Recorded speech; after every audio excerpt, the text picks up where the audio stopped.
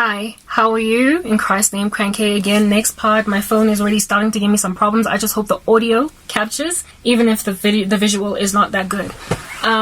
We're talking about these means online to make money that I am doing everything in my power to try and stay you guys away from, so that you can make the rapture.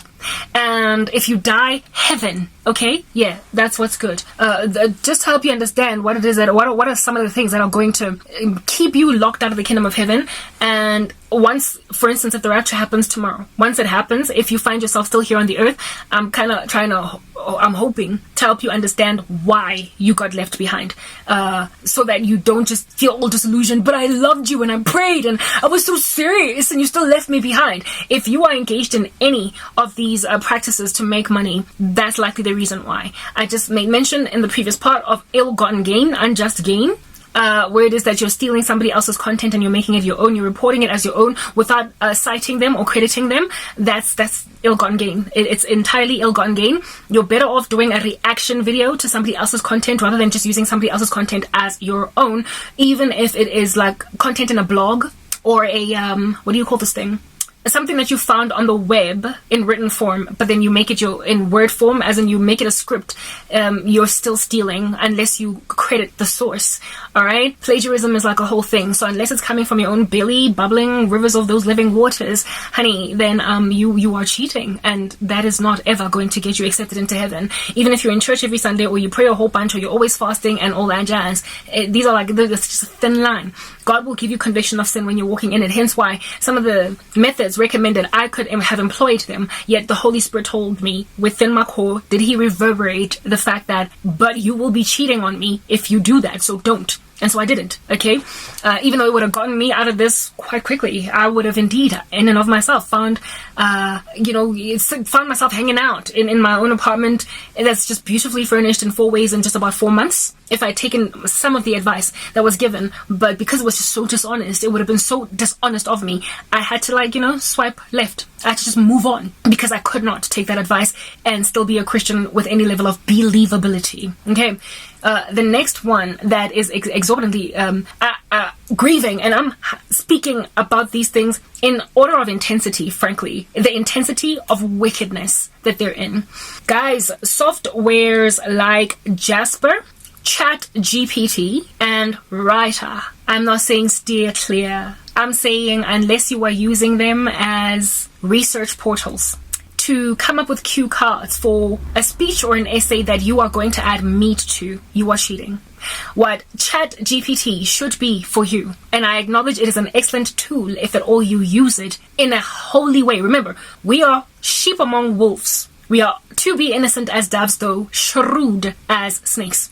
So we live in a world that is trying to create cheaters out of people, and a world that is trying to forget about the Homo sapiens species. We are living in a Noah Yuval Herrera world, where apparently the human being made in the image of God is on its way out, and we're going to get replaced by AI.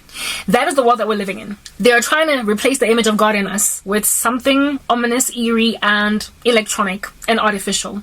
So granted that we live in a world like that, we cannot trust, even in the slightest, anything at all that is artificial intelligence. We are, however, in this world not of it, and again, shrewd as snakes, innocent as doves. So we cannot ignore the existence of these softwares or these innovations. But we also cannot sin the way that the world is sinning using them. We cannot replace them with our own minds. We cannot exchange them for our own naturally gifted intelligence. We cannot trust AI more than our own God-given talent to think. What the internet has done is make it possible for us to get information, research, data. Do you understand? I mean, there was like a prompt that I saw on YouTube that read something along the lines of, is ChatGPT threatening the existence of Google? And I realized that, oh my goodness, ChatGPT is similar to Google. Why? Because it is a research portal. It is some AI that's able to fetch information from all different kinds of places in the web and, compact it into one little space. Google is this amazing innovation that when we first encountered it, happened upon it, I was born in 1984, so there was a time when Google didn't exist in my lifetime. When Google happened, no longer did we have to go into libraries and, oh my goodness, go through the onerous and laborious process of researching content or information, scripts, whatever, for our essays, what it is that we needed to study for school, etc. No longer do we have to go into libraries. We could just Google it. I remember it was such a famous idiom that we just threw at people when Google was still new, and we would be like, well, if you don't know it, just Google it. Like, we thought we were so, like, we'd arrived. We thought we'd make bank by just saying that. And a person was important if at all you could Google them. Now anyone is Googleable insofar as they're on Facebook, insofar as they're on Twitter, etc. But there was a time when if your name popped up on Google search, man, you were the dude. But now all you gotta do is be on LinkedIn, okay? Very well. Well, Google did not threaten our brains because you would have to gather information from different sources on Google, and because of the wealth of information that is on Google, a lot of which is also just rubbish, like Wikipedia, for instance, is just rubbish, okay?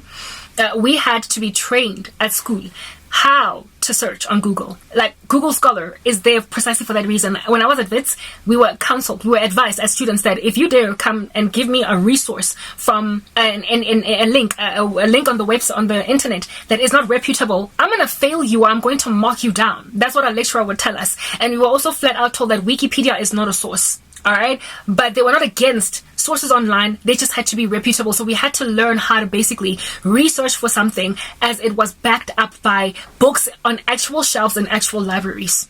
So now Google has come and it is this big gargantuan that it is today, and it is being competed with by other softwares like ChatGPT and Writer. And Google, you can't make Google write an essay for you or a script. There are other features that Google has, like Google Translate, etc. But writing a novel, a whole speech, like an entire book, you can't do that with Google. But guess what they've done? They've innovated. They've gone on and added onto the software that is Google and created writing softwares, as in for, like the Daniel Steele of today. You are J.K. Rowling, just without the satanic undertones to your Harry Potter thingy-mabobby. People are being made entire authors without actually writing anything on paper themselves, and without also getting any proofreaders or editors or individuals that are going to make sure that their work is publishable. And they're putting them, unfortunately, on Amazon. Back in the day, you had, there is beauty to history, guys. Like, when the simpler times. The reason why literature was so excellent back in the days is because it was just so hard to get published. Like, you had to go through a publisher, a person that would put money into a paperback that would have to get sold, and you would get a profit based on that. They would have to approve you. Now anybody can publish without the middleman on Amazon with an ebook. And while that has made a lot more authors be able to get their work out there and get recognized, it has also made a lot more charlatans wealthy through literature that is basically just rubbish. A whole bunch of gobsmack that is in your face, but that's nonetheless selling on Amazon. Why would it sell and get high reviews if at all it's rubbish? If you put something that's rubbish, you might get one sale, 2, 3, 10, but those people will come back and be like, this one is nonsense, and so you're not going to sell again. But they're getting excellent reviews. Why are they getting excellent reviews? And so people are continuing to buy and buy and buy and buy and buy. And so they are making millionaire writers bestsellers out of charlatans. It is because of software like Jasper, ChatGPT, and Writer. Guys, people can basically just put in a command, a prompt. I have not tried Writer, and I've also not tried Jasper.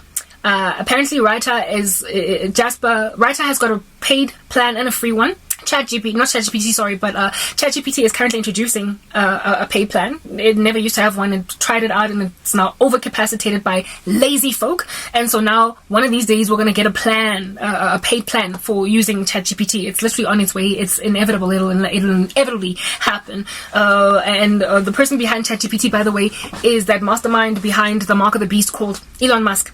Jasper, however, is apparently more prolific for writers than even Writer or ChatGPT. Apparently, allegedly, it can produce for you really lifelike or like human being written scripts that are on the level of some of the most excellent best sellers in history. From a person that can't even spell ABC, I am sorry. I'm sorry. The Lord has created everybody for a purpose, and He has given every last one of us an ability to make ends meet here on earth. So if you have not been born with the gift of the gab or the gift of oratory or literary, gifts, move on. You're not an author. Just move on. Or hire somebody to write your autobiography or whatever that is a writer, but then you will acknowledge them for having written your book, even though you gave them the general concept. You gave them the idea and they wrote it. That's the thing about people who in and of themselves are not writers, but they want to get a book written. They hired someone to scribe for them and they acknowledged them.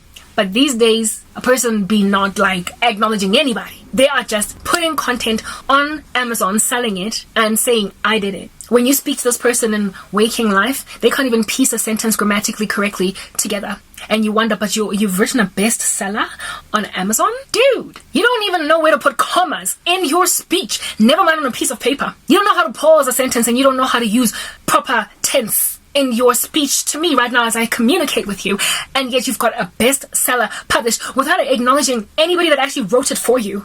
Oh wow, you used Jasper. I see. Plagiarism, but like undetected. When I used ChatGPT, I had hairs raised off my skin as to how well written what I prompted it to give me was.